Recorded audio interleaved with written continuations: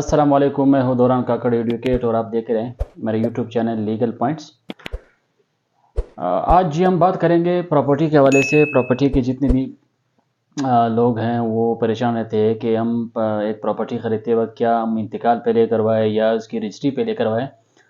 तो उसके बारे में आज आप खुल के बात करेंगे, उसको समझेंगे। जो भी कानूनी लिहाज से जो भी मेन अहम पॉइंट्स है वो मैं आपको बताता रहूँगा इंशाल्लाह जी। पाकिस्तान में या किसी भी मुल्क में रजिस्ट्री करवाना या इंतकाल करवाना ये एक लंबा चौड़ा प्रोसेस है, इसमें टाइम भी लगता है। और जो बंदे जो बेचना चाह रहे हैं, जो ख़रीदना चाह रहे हैं, उनके लिए कंसर्न ऑफिस आना जाना लगा रहता है और कुछ हफ्तों तक चला जाता है, फिर मंथ्स तक भी पहुंच जाते हैं, महीनों तक भी पहुंच जाते हैं। तो एक लंबा चौड़ा प्रोसेस है। अब आज जिसके लिए मैं चाह रहा था कि मैं वीडियो बनाऊं, मैं ये इसमें बताना चाह रहा हूं कि क्या बहुत से लोग ऐसे गलती करते हैं कि वो जब एक प्रॉपर्टी, एक जायदाद ख़रीदते हैं तो इमूवेबल प्रॉपर्टी जब ख़रीदते हैं तो वो क्या करते हैं, डायरेक्ट जाके इंतकाल करवाते हैं। मैं इस वीडियो में बताना चाह रहा हूँ कि क्या प्रॉपर्टी ख़रीदते वक्त क्या ये इंतकाल पहले करवाना चाहिए या रजिस्ट्री पहले करवाना चाहिए, कौन सा सही प्रोसेस है। तो चलते हैं। अब यहाँ पे प्रॉपर्टी के लेन देन में दो लोग होते हैं, एक होता है डोनर, एक होता है डोनी। मीन्स एक ख़रीदार होता है जो ख़रीद रहा होता है प्रॉपर्टी को, एक होता है बेचने वाला जो बेच रहा होता है। ठीक है। अब सबसे पहले आपको करवाना रजिस्ट्री है। वो इस वजह से क्योंकि रजिस्ट्री जो है ये एक टाइटल डीड आपको प्रोवाइड करके देता है, आपको ऑनरशिप देता है, आपको मलकियत ट्रांसफ़र करवाता है। ठीक है, कि आप इसके मालिक को, इस एरिया में, इस लैंड में इस हद तक जो है आप ओनर हो। ठीक है ना जी। अब जब आप एक बंदे से आपने क्या की, सेल डेट की एग्रीमेंट की। ठीक है, एग्रीमेंट में आपने लिखा कि इतनी पे ये प्रॉपर्टी है, प्ला जगह पे है, इतने स्क्वायर फुट है, इसमें मैं इतने लाख पे, मतलब 20 लाख, 40 लाख, 50 लाख पे हमारी एग्रीमेंट हुई, मैं जो हूँ इतना एडवांस इसको दे रहा हूँ और वो जो है बाद में इतना अमाउंट रहेगा वो बाद में देगा। ये सेल डीड आप लोगों की एग्रीमेंट हो गई। ठीक है। एग्रीमेंट के बाद क्या होता है, वहाँ पे आपको गवाह की ज़रूरत भी पड़ती है। ठीक है ना जी। गवाह के साथ साथ आपको एक एनओसी, नॉन ऑब्जेक्शन लेटर, उसकी ज़रूरत भी पड़ती है।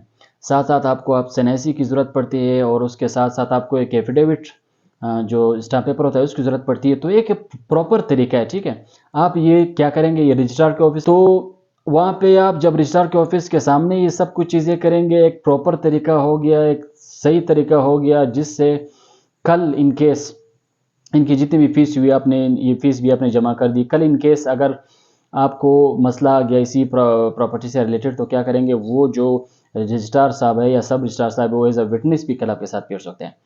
अब बहुत से लोग इसमें भी कंफ्यूज रहते हैं कि या सुने होते हैं कि रजिस्ट्रेशन और इंतकाल जो एक ही चीज़ है।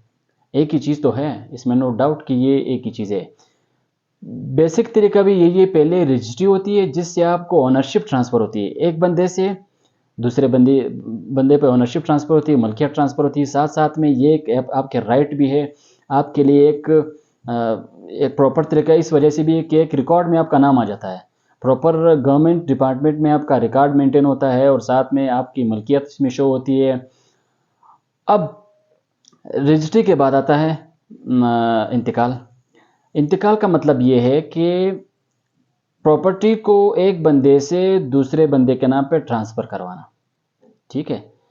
अब रेवेन्यू रिकॉर्ड में जिसके नाम पे जो प्रॉपर्टी है वो एक पर्सन से दूसरी पर्सन के नाम पे ट्रांसफ़र जब करवाते हैं, इसको हम कहते हैं इंतकाल।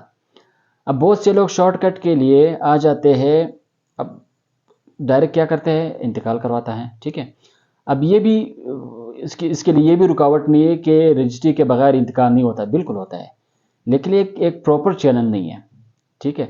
कल इसमें एक रिस्क है, कल आप इसमें फंस सकते हो। इंतकाल तो ये है कि एक बंदे से दूसरे बंदे, तीसरे बंदे होता रहता है। ठीक है। मिसाल के तौर पर मैंने एक ज़मीन ली किसी से।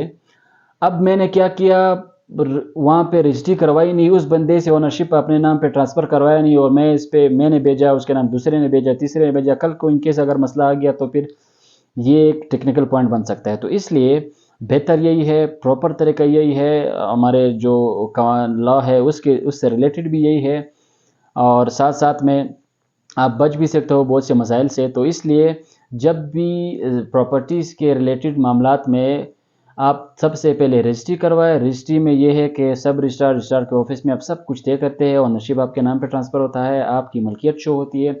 उसके बाद उसी रजिस्ट्री को के बेस पे, जिसके बेस पे आपने रजिस्ट्री की होती है, उसी के बेस पे आप आके इंतकाल ट्रांसफ़र करवाए, तो ये एक प्रॉपर चैनल हो गया। जितने भी टैक्स तो आपने रजिस्ट्री करते हो उसकी फ़ीस और टैक्स पे करनी होती है, और इंतकाल के वक्त भी करनी होती है। तो इंतकाल डायरेक्ट करवाने से बेस्ट और बेहतर यही है कि आप पहले रजिस्ट्री करवाएं और बाद में आके अपना इंतकाल करवा लीजिए, ताकि इन फ्यूचर मुस्तकबिल में इन टेक्निकल छोटी छोटी बातों में फंसने के बजाय कोर्ट कचहरी फिर आप जाओगे, चक्कर लगाते रहोगे।